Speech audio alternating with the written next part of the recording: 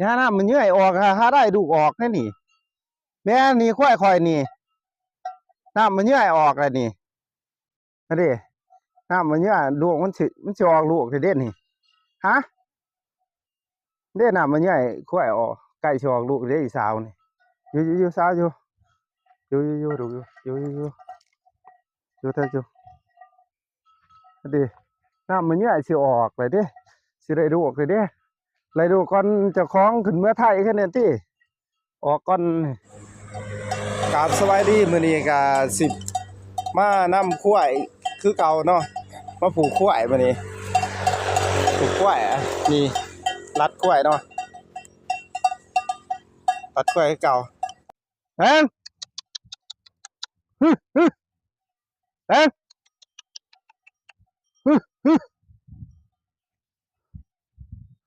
แรงหูเกี่ยวลายพุ่นลายผูกแป้นเนื้อแถวนี้อันนั้นฟังก็เป็นภูเขาบางทีเขาแปลงใหม่อันนี้มองร้านเก็บเงินเนี่ยแถวร้านเก็บเงินนี่มองเขาขายขลามกับร้านเก็บเงินอยู่ฮะนี่เขารุดใหม่แถวนี้แป้นเบิดแถวนี้ดินเขารุดยังเนี่ยกับหูคือกันรุดออกแรงอ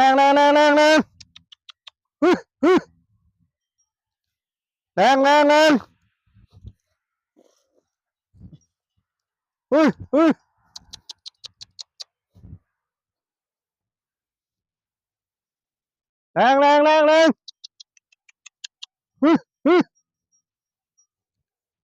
แรง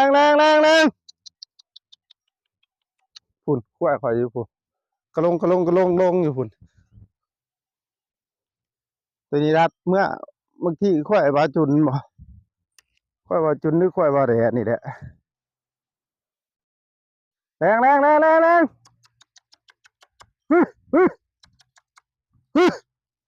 เอ้ยพุ่นอีดอนอยู่ผู้เห็นว่าอยู่ผู้อีดอนขั้วร้อนตัวใหญ่เนี่ยอยู่ไทยราคาแพงทั่วเห็นว่าหนามบ่หนามมันซื้อตัวละล้านบาทจากไรเขามาเอาอยู่ดาวก็ได้เด้อดาวก็ได้เห็นหนังสือสื่อขายเอาขึ้นมาไทยก็ได้เนี่ยเพราะว่ามีคนสนใจว่าอยากได้ขั้วร้อนแรงฮึเอ็นฮึ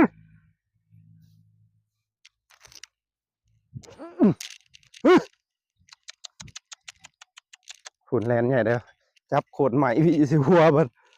บัวแลนนายรถก็จอดอยู่ใกล้แรงฮึแรง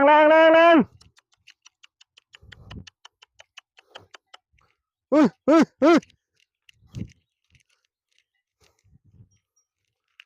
แรงฮึมันใส่เกือบกระยานอันนั้นเนี่ยกระยานเยียบขี้ต้มรูปสิยันสิได้ถือปาตีนเอาตีนี่ยางมันก็ลมบางทีลมบ่ลมถึงมองลมก็ลมมองเปื่อนก็เปื่อนปดเกือบไปอยู่ผู้แรงวันนึงนี่คนขี่รถไงครับบอกว่าหนึ่งถ้าสิฝ่าเอาไปใส่ป้ายข้วยเขาก็มีไปเจออยู่ว่าป้ายเขาเตือนว่าข้วยเขตบริเวณนี้ข้วยมันหลายเพิ่นเนี่ยครับแลนมาอยู่ไว้เอามือตบไว้อยู่ครับคนสิฝ่าเอาไปสิใดเขตป้ายจะขู่จะได้จอดหรือบ่ขี่รถขี่ด่าง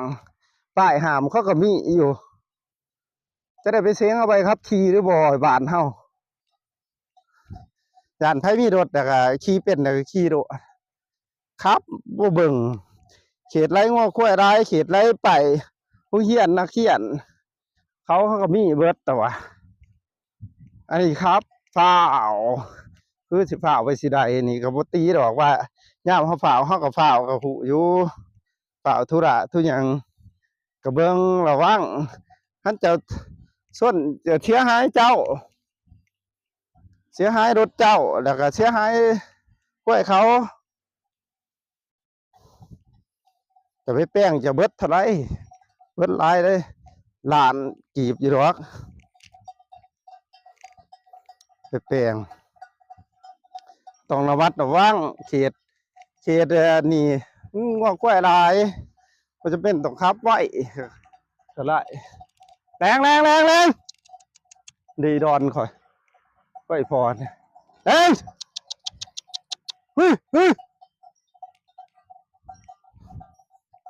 แรง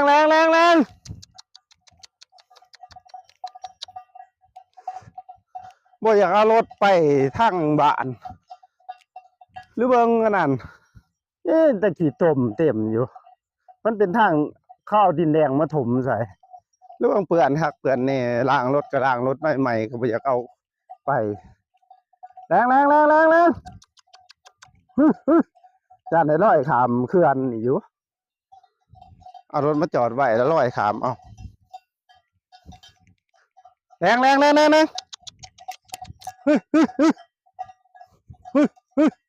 อันนี้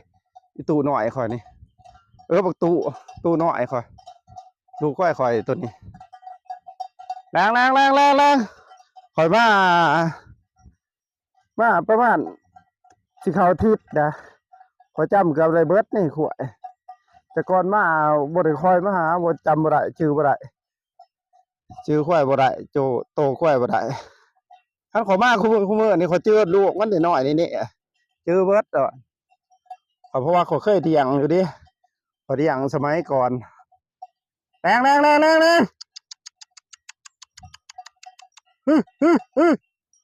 โอ้ยจะเบิ่งแก้วพู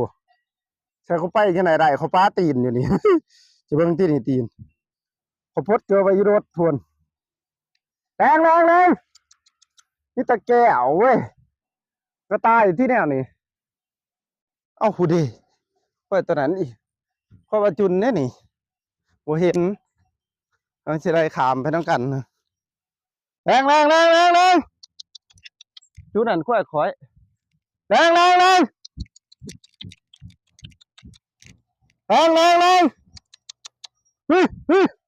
เดี๋ยวมันถือว่าขามไปได้ค่อยจะคล้องขามก็ค่านึง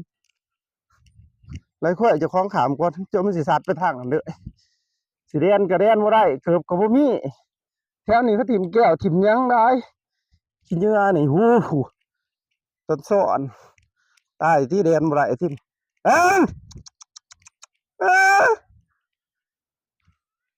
สมัยก่อนนี่เที่ยวนี่โคตรโหดอันตรายเขาบอกโคตรมาบ่ได้ทันสมัยคือเดียวนี่ก่อนปลาตึบแห้งเป็นตะย่านแต่ว่ายังว่าพี่โดดพี่ด่างลายตะกี้ทางมันบ่ทันได้ตัดมาใหม่ดิแรงแรงแรงแรง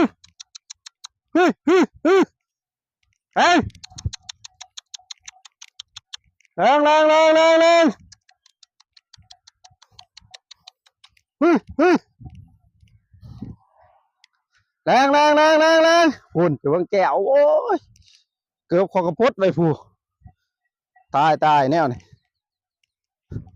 พวกถิ่มขยะเอามาถิ่มถั่วถีบด้วยถิ่มขี้เหงื่อ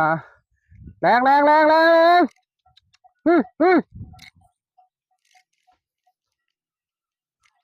กลับขึ้นเยกอยู่ดีบ่ไปเฮ้ยเบื้องขยะก็ถิ่มเอามาถิ่มแบบสบายเถอะถิ่มขยะขี้เหงื่อโอ้จะเบื้องที่ถิ่มสาสายด้วยนะเขาแรง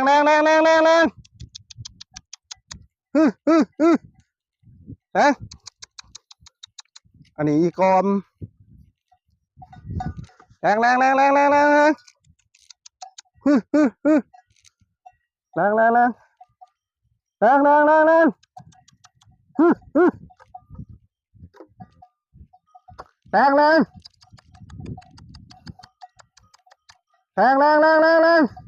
ขี่รถต้องมาไหวอยู่ผีเดี๋ยวก็ร้อยขามไปดิโอ้ยขี่ไปทางบ้านผู้ทางข้างในบ้านมันอันไหนได้แรง กันล้านร้ายทั้งในบ้านเพื่อนเอาดินแดงมาถอกใส่มันก็เปื่อนด้วยท่านเขาเอาหินบดมาใส่สิได้อยู่คอยจะมาอยากเอาไปละล้างรถไม่มันก็เปื่อนทดล้างบ่ล้างเองก็ขี้ข้านไปจ้างก็เบิดแถวหนึ่ง5,000พุ่นได้ล้างรถก็ได้ล้างรถจักรแรงนี่ตะข่อยพวกจูข่อยพอนี่แรงคนสิได้ร้อยขามน้ำมันอันนี้เป็นน้องเป็นสาเขาโจกสาอันนี่เป็นเขื่อนแต่ก่อนเนี่ยบ่ได้อันนี้หรอกแต่ก่อนพกก็นี้อีกแต่ก่อนไม่ว่าความหกความหยังกันล้านโลดเขาบอกแรงนี่มันก็ได้สิขามปลูกกล้วยอยู่ปลูกอยู่ฮะแล้วไรกล้วยบาจุนนงจะกล้วยบาจุนจะกล้วยบาเดะเนี่ยกล้วยบาเดะบาพุดจะกล้วยจูพี่น้องกันมีกล้วยไผ่ดอกแถวนี้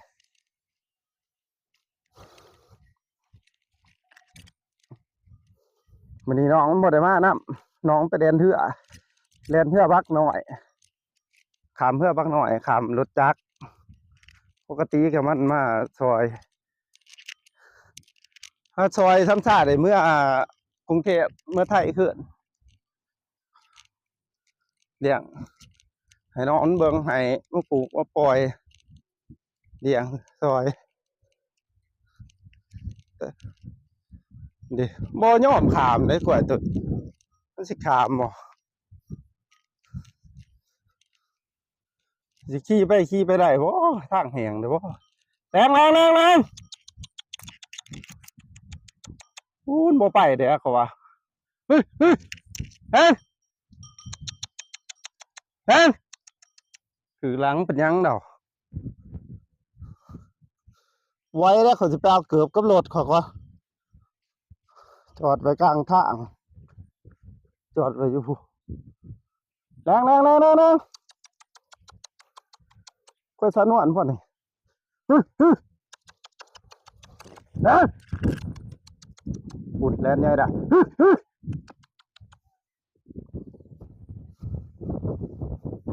ทางกลับขึ้นเดี๋ยวรถ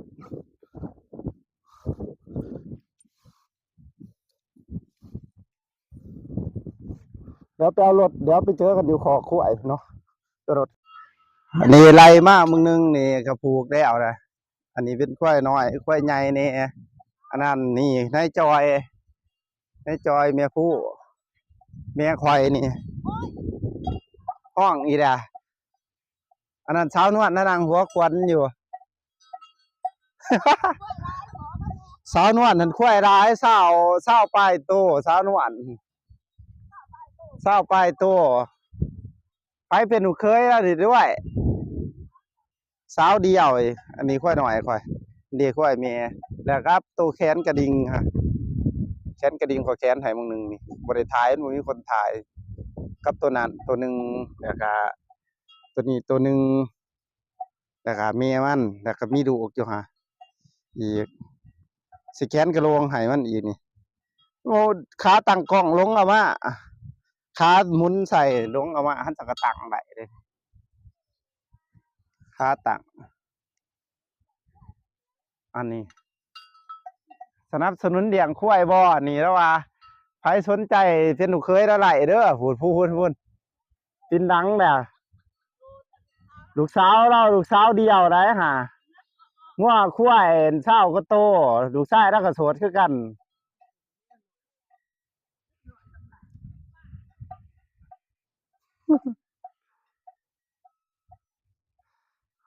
จะได้ใส่คอนี่